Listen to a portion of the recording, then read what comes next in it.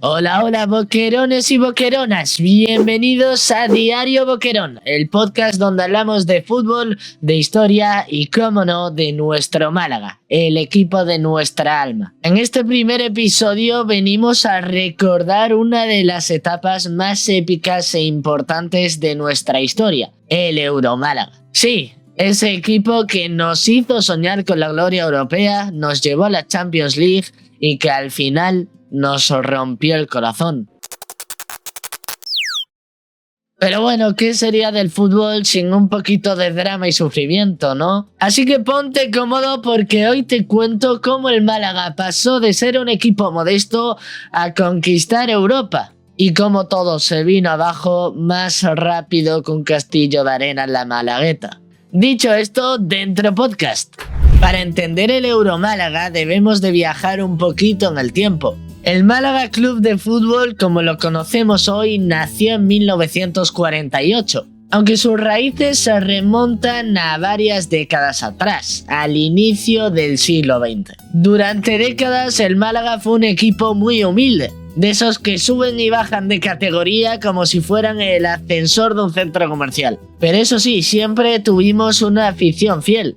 Porque en Málaga el fútbol es casi que tan importante como unas buenas tapitas, el pescado frito o unos espetos. Y mira que unas sardinas siempre entran, ¿eh? Pero bueno, no nos desviemos del tema. Todo esto que comentábamos antes cambió en 2010, cuando llegó a Málaga un jeque catarí llamado Abdullah Al Thani.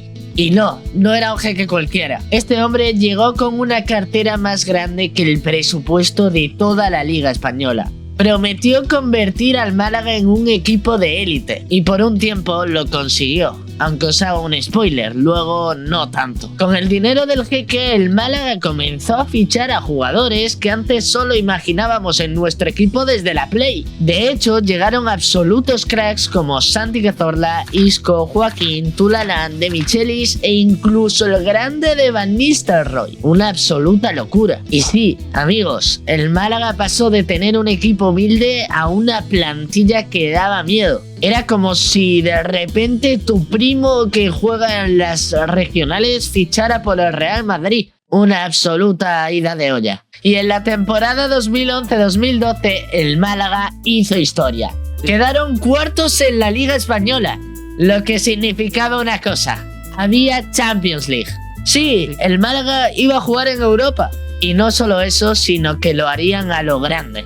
Porque, amigos, aquí es donde empieza la leyenda del Euromálaga. En la temporada 2012-2013 el Málaga debutaba en la Champions. Y no solo participaron, sino que la rompieron. En la fase de grupos se enfrentaron al Zenit, al Anderlecht y al Milan. ¿Y qué hicieron? Quedaron primeros en la fase de grupos. Parecía el Real Madrid o el Barça. Era una maldita locura. Prácticamente era como ver a David enfrentándose a Gullit, pero con más estilo y, bueno, con más magia. En octavos de final eliminamos al Porto con un golazo de Isco que todavía queda escrito en nuestra historia. Y más de uno seguramente a día de hoy seguirá llorando cada vez que lo ve. Pero en cuartos de final nos enfrentábamos al Borussia Dortmund. Y aquí es donde la historia se vuelve épica y trágica. En el partido de ida empataron 0-0. Y en la vuelta el Málaga iba ganando 2-1 en el minuto 90. Íbamos a pasar a semifinales. Pero entonces el árbitro decidió que era un buen momento para cerrar los ojos y dejar de ver el partido. En los últimos minutos el Dortmund marcó 2 goles en fuera de juego clarísimo.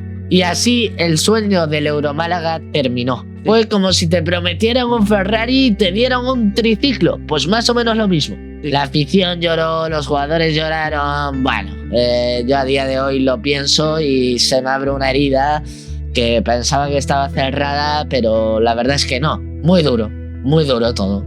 Pero es que esto no acaba aquí. Después de esta temporada mágica, las cosas empezaron a ir mal, pero muy mal.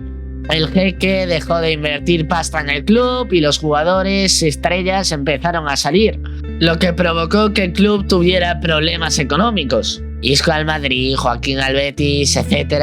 Y el Málaga volvió a ser un equipo modesto. Fue como si el sueño se desvaneciera de un día para otro. Y hoy el Málaga lucha por volver a ser relevante. Pero aunque ya no seamos el Euromálaga, que nos quiten lo bailado, como suelen decir. Nadie puede quitarnos lo que logramos aquella temporada, porque por un momento el Málaga había conquistado a toda Europa. Y eso, chavales, es algo que nunca olvidaremos. A pesar de que ahora estemos luchando por mantenernos en segunda y llegar incluso a soñar por subir a primera de vuelta. Y así, boquerones y boqueronas, termina la historia del Euromálaga, un equipo que nos enseñó que los sueños se pueden llegar a cumplir, aunque sea por un rato. Y si te ha gustado este episodio de Diario Boquerón hablando sobre la época dorada de este club, no olvides seguirnos, compartirlo con tus amigos y con más aficionados del Málaga. Buenas, soy el Alea modo editor. No os preocupéis porque simplemente aprovecho para hacer un pequeño